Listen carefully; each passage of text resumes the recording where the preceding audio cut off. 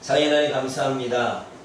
오늘도 주의 말씀 앞에 우리가 서 있습니다.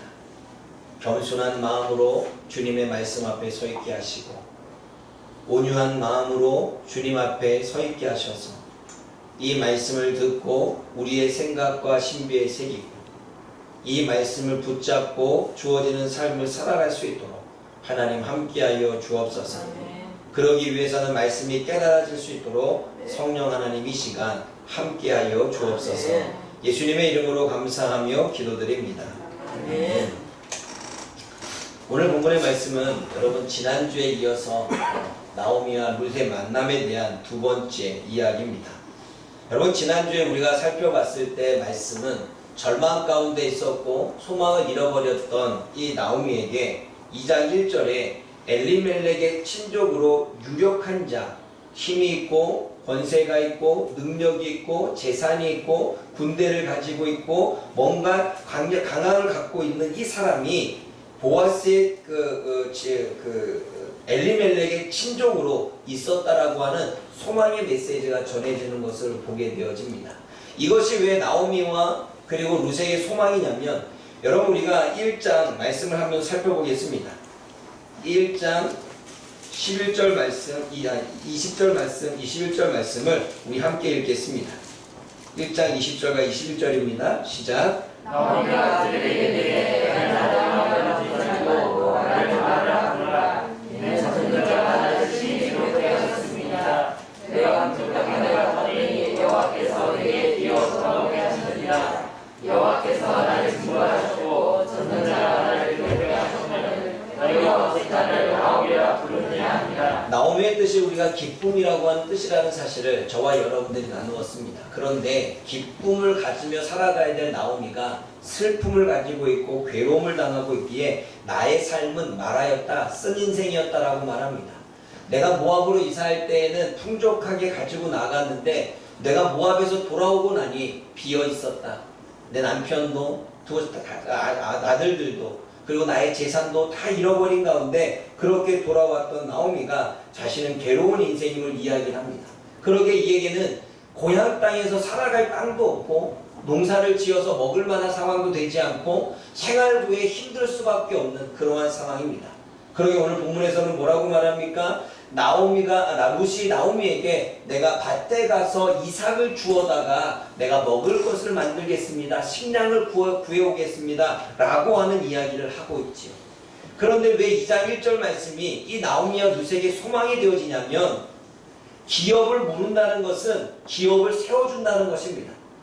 즉 보아스가 이 나오미와 그리고 룻이라고 하는 이 엘레멜렉이라고 하는 가문을 세울 수 있는 유력하고 부자였고 뭔가 그만한 가까운 친족 중에 하나임을 이야기하고 있는 것입니다. 그러기에 소망이 있는 거지요.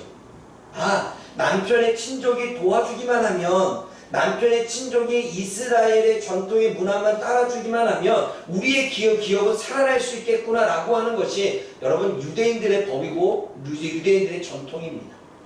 그러니 2장 1절은 나오미에게는 소망의 말씀이지. 그렇게 나오미는 소망을 이제는 보여주고 있는 이 본문의 말씀을 통해 2절 말씀에 룻이 나오미에게 이야기합니다. 밭에 나가서 우리가 식량을 구워오겠습니다. 이삭을 주워오겠습니다. 라고 말할 때 나오미는 그렇게 하라고 이야기합니다.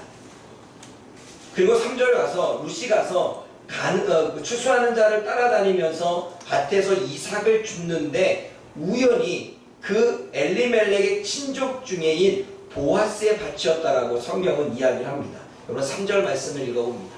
3절 읽어보겠습니다. 시작. 시작으로 따라 밭에서 이삭을 주는데 우연히 엘리멜렉의 친족 보아스에게 속한 밭에 그러더라. 여러분 우연히 가서 이삭을 줍고 하고 있는데 그게 보아스의 밭이었다는 거예요. 아까 보아스가 누구였습니까? 보아스는 나오미의 남편인 엘리멜렉의 친족으로서 그 기업을 세워줄 수 있는 사람이었습니다. 그런데 그 룻과 보아스가 우연히 만나게 되어집니다. 근데 여러분 보아스가 우연히 만나는 것도 그 밭에 와야 만나는 건데 4절 읽어보십시오. 보아스의 밭에서 우연히 이삭을 줍고 있는데 또 우연히 마침 보아스가 그곳에 오게 되어집니다. 4절 말씀 읽어봅니다.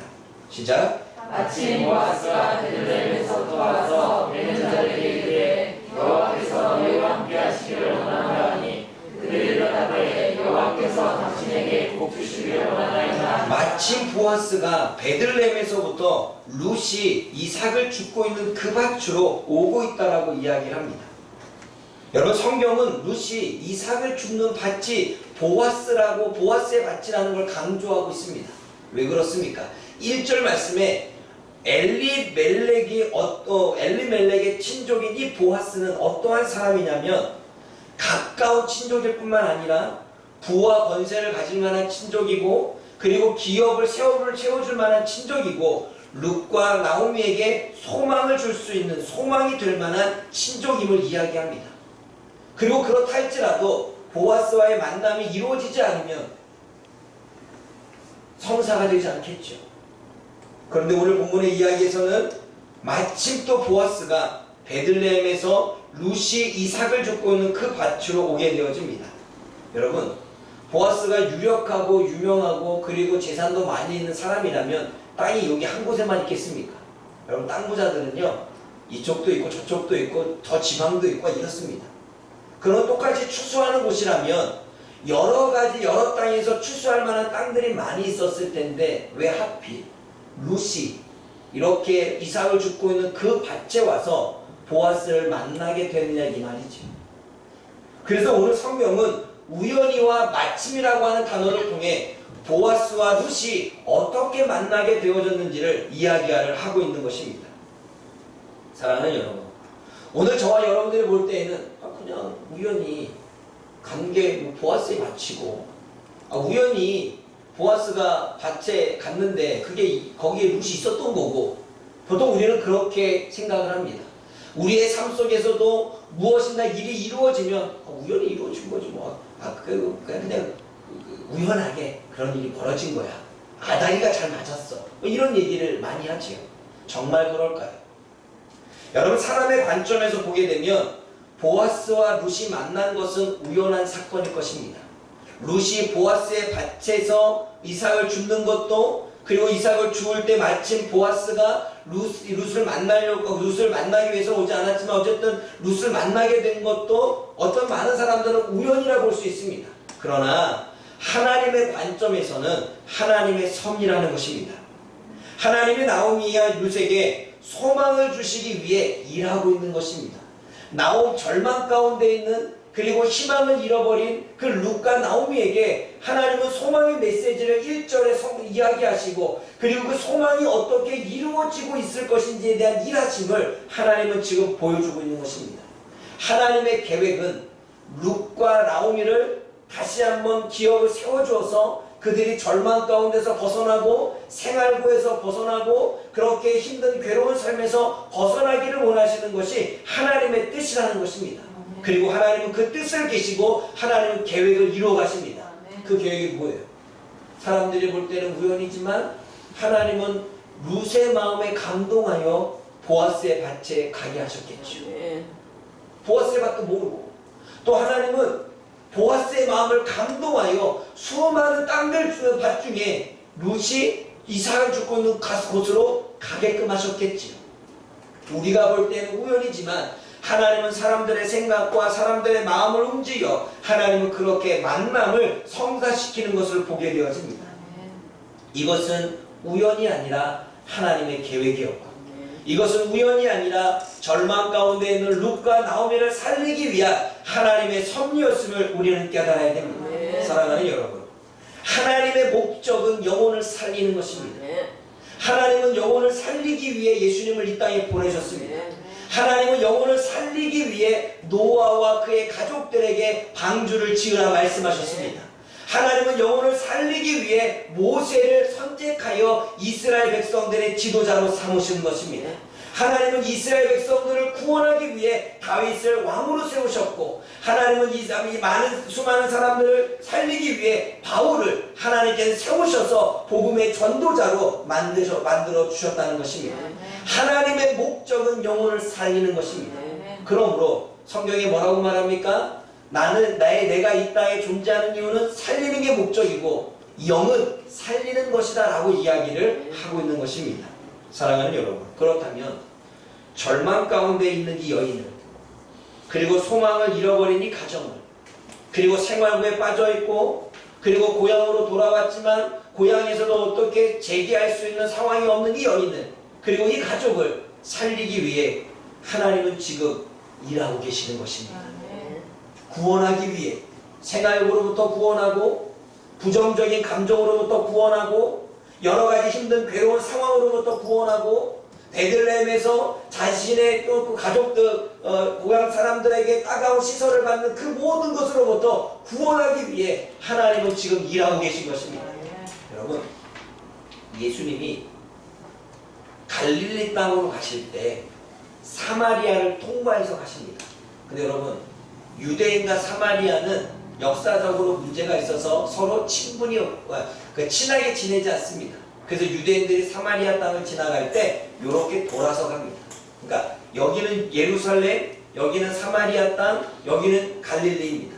그러면 여러분, 사마리아 땅을 통과해서 가야 갈릴리를 빨리 가게 되는 것입니다.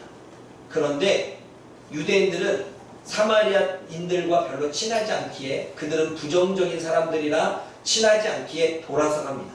얼마나 손실이 크겠습니까? 그런데 예수님이 사마리아 땅을 통과해서 갈릴리로 가시려고 합니다. 그리고 사마리아 땅에서 한 우물가에서 난 12시에 태양볕에 한 여인을 만나게 되어집니다.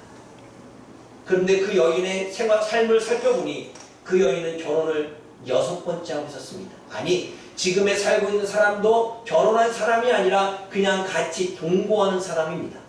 예수님이 이야기합니다. 너에게 남편이 5이 있었으나 그 5도 너희의 네 남편이 아니구나. 그리고 지금 살고 있는 사람도 네 남편이 아니구나. 그것을 예수님이 알게 된 것입니다. 여인은 이야기하지 않았어요.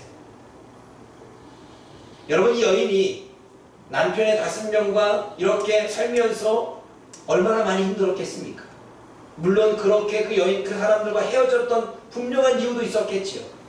그러게 그 많은 여인은 수많은 사람들과 관계하기도 쉽지 않았고, 그리고 사람들의 따가운 시선, 쟤는 인생을 저렇게 살면 안 되는데, 그 따가운 시선, 그렇게 사람을 만나고 싶지 않이 태양볕에 우물가에 나와 물을 깃는 여인, 그 여인의 슬픔을 하시고, 그 여인의 아픔을 하시고, 그 여인의 절망감을 하시고, 그 여인이 안고 있는 사람을 피하고 싶은 그 나름대로의 우울감도 예수님은 너무나 잘 알고 있었습니다. 그래서 예수님은 그 길을 가십니다. 그 여인을 만나기 위해서 그 시간에.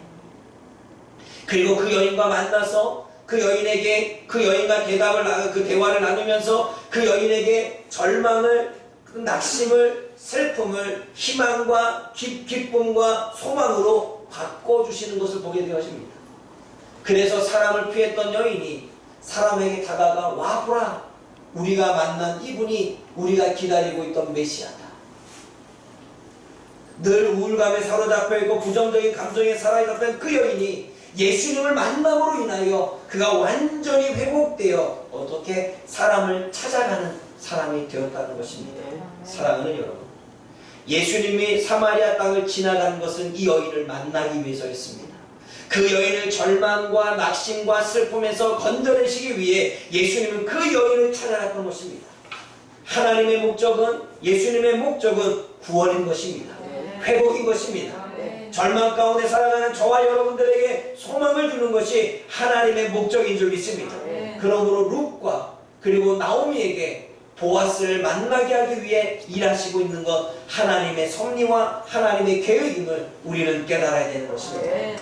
그러므로 저와 여러분들은 우리들의 삶 가운데에서 모든 것이 우연이 아니라 보이지 않게 우리의 삶에서 뒤에서 역사하시는 하나님의 섭리와 일하심을 볼 수 있는 저와 여러분들 되어지기를 원합니다. 두 번째로 우리가 생각해 봐야 될 것은 4절 말씀의 이 마침이라고 하는 이 단어입니다.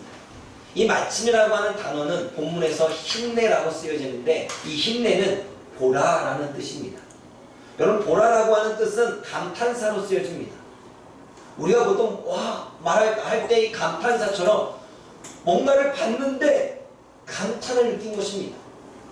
그런 이 감탄사가 쓰여질 때에는 하나님의 일하심을 보고 감탄한 거예요. 그리고 벌어지는 사건을 보면서 감탄한 것입니다. 그러면 오늘 본문에서는 무엇을 보라는 것입니까? 여러분 4절 말씀을 다시 읽어보십시오. 4절 말씀 읽어봅니다. 시작. 마침 보아스가 베들레헴에서 돌아와서 되는 자들에게 이르되 여호와께서 너희와 함께 하시기를 원하노라 하니 그들이 대답하되 여호와께서 당신에게 복을 주기를 원하나이다 하니라. 너희들은 우연이라고 생각하고 우연한 사건으로 생각하지만 영의 눈으로 보라는 것입니다. 룻이 지금 우연히 보아스의 밭에 있는 것을 보라는 것입니다. 그리고 룻이 그 밭에 있는데 우연히 보아스가 그곳에 있는 것을 보라는 것입니다. 룻과 보아스가 만나게 되는 이 하나님의 일하심을 보라는 것입니다. 보이지 않게 일하시는 하나님의 섭리를 보라는 것이죠. 룻과 나오미의 가정을 위해서 일하시는 하나님을 보라는 것입니다. 절망 가운데 있는 이 여인들을 건져내기 위해서 영혼의 소망을 주기 위해서 일하시는 하나님의 그 일하심을 보라는 것입니다. 가정을 넘어서 이스라엘의 역사를 계획을 세우고 계시는 하나님의 계획을 보라는 것입니다. 여러분 오늘 본문은 룻과 그리고 나오미의 가정만 이야기하지 않습니다. 룻이 보아스랑 결혼하여 오벳을 낳고 오벳이 이새를 낳고 이새가 다윗을 낳습니다. 그리고 룻기가 지나고 난 이후에 사무엘 상하서에서는 이스라엘의 왕을 세우는데 이스라엘 왕 중에 다윗 왕이 세워지는 것을 보게 되어집니다. 하나님의 계획은 우리가 볼 때에는 앞에 보여지는 지금의 절망, 지금의 환경, 지금의 상황, 지금의 문제, 지금의 감정, 지금의 생각에 우리는 치우쳐 있어 우리는 모든 것 가운데 하나님의 일하심을 볼 수 없지만 나오미 또한 룻 또한 지금의 자신의 상황, 음식을 먹을 수 없는 상황, 이삭을 주어야지만 생활을 해결할 수 있는 이 상황, 이 앞에만 보고 있지만 하나님은 룻과 보아스를 결혼시켜 그 가문을 세우고자 원하시는 하나님의 계획, 그리고 그 가문을 세움으로 인하여 그 가문 속에서 다윗이 탄생되어지는 하나님의 계획, 그리고 다윗의 가문에서 하나님 예수 그리스도 이스라엘의 영원한 왕이 탄생되어지는 이 계획을 하나님은 세우고 있던 것입니다. 그거를 보라는 거지요. 하나님의 원대한 계획, 하나님의 구원의 계획, 하나님의 사람을 세우시는 계획, 하나님이 일하시는 계획을 보라는 것입니다. 사랑하는 여러분, 하나님의 일하심 앞에 우리는 감탄이 절로 나올 수밖에 없습니다. 성경에도 그것을 기록하고 있습니다. 이사야 35장 4절 말씀을 읽어봅니다. 이사야 35장 4절입니다.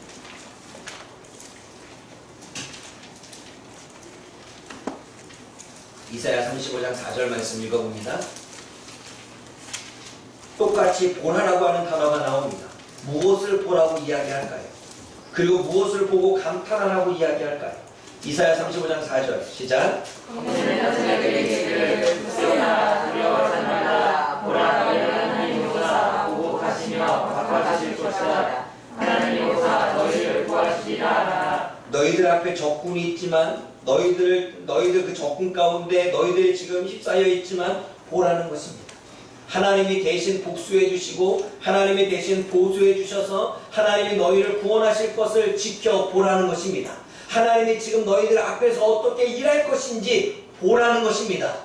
보고 나면 어떻게 될까요? 감탄이 되겠죠. 하나님 이렇게 일하시는군요. 또 뭐라고 이야기합니까? 출애굽기 16장 4절 말씀 읽어봅니다. 출애굽기 16장 4절.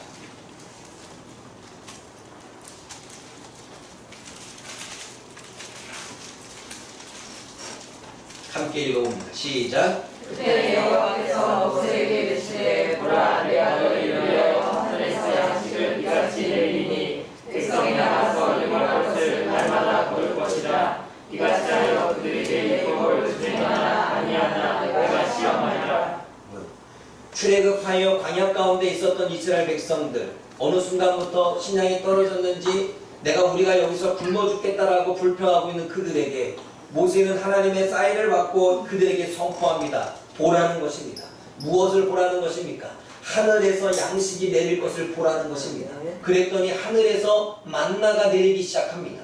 그리고 굶주렸을 때에 고기를 먹고자 원했을 때에 보라는 것입니다. 하늘에서 메추라기가 떨어져 그들의 굶주림 속에 만나도 먹고 메추라기 고기도 먹을 수 있는 하나님의 은혜가 그들에게 40년의 광야생 활동 안에 일어났다는 사실입니다. 하나님은 그들을 굶주리지 않았습니다. 하나님은 그들에게 먹이셨습니다. 그리고 그들은 하나님이 어떻게 우리를 먹이셨는지, 우리를 어떻게 입히셨는지, 우리를 적군 가운데 어떻게 구원해 주셨는지 너무나 잘 알고 있습니다. 그러기에 그는 하나님의 일하심을 볼 때마다 감탄할 수밖에 없었겠지요. 사사기 1장 2절 말씀에 이제는 이스라엘 백성들이 가나안 땅을 정복해야 되는데 그 가나안 땅을 정복할 때 보라, 이 땅을 너희에게 넘겨주리라 말씀하십니다. 하나님이 어떻게 싸워서 가나안의 7족을 멸절시키고 그리고 너희들이 이 땅을 차지하여 너희들의 나라가 될 것인지 하나님의 일하심을, 하나님의 싸움을 보라는 것입니다. 사랑하는 여러분, 저와 여러분들이 이것을 볼 수 있는 눈이 되어지기를 원합니다. 우리는 한순간에 지금 우리들의 문제 속에 쌓여져 있고, 지금 우리들의 형편에 쌓여져 있고, 지금 우리들의 당면된 이 삶 가운데 쌓여져 있어 하나님의 일하심을 보지 못하고 있습니다. 실패에 젖은 실패감에 쌓여져 있고, 그 실패감 때문에 다가오는 부정적인 생각과 감정에 쌓여져 있어 더 멀리 하나님의 일하심과 하나님의 계획을 보지 못하지요. 그런데 오늘 성경은 하나님이 이렇게 일하시고 있음을 보여주고 있습니다. 한 가정을 세우기 위해 하나님이 어떻게 일하시는지, 그리고 그것을 보면서 우리는 감탄할 수밖에 없는 것입니다. 절망 가운데 있는 룻과 이 나오미를 하나님이 어떻게 소망의 빛을 주시기 위해 지금 보아스를 붙여주고 있는지, 이러한 하나님의 일하심을 우리가 본다면 감탄할 수밖에 없는 것입니다.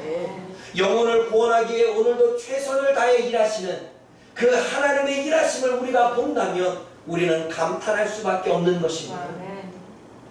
예수님이 한 사마리아 여인을 구원하기 위해 직접 그 길로 갔다는 그 사실을 우리가 본다면, 우리가 안다면 우리는 하나님 앞에 감탄할 수밖에 없는 것입니다. 사랑하는 여러분, 저와 여러분의 삶에도 하나님의 이러한 은혜가 있습니다. 저와 여러분의 삶에도 하나님이 이렇게 섭리하셨습니다. 하나님이 저와 여러분들을 지금까지 이렇게 룻과 나오미의 가정을 세우듯 저와 여러분들의 가정을 세우시고, 저와 여러분들의 삶을 세우시고, 저와 여러분들의 문제를 해결해 주시고, 저와 여러분들의 억울함을 풀어주시며 지금까지 인도해 주셨습니다. 그런데 우리는 우연으로 생각했습니다. 그런데 우리는 그것이 하나님의 섭리로 생각하지 못했습니다.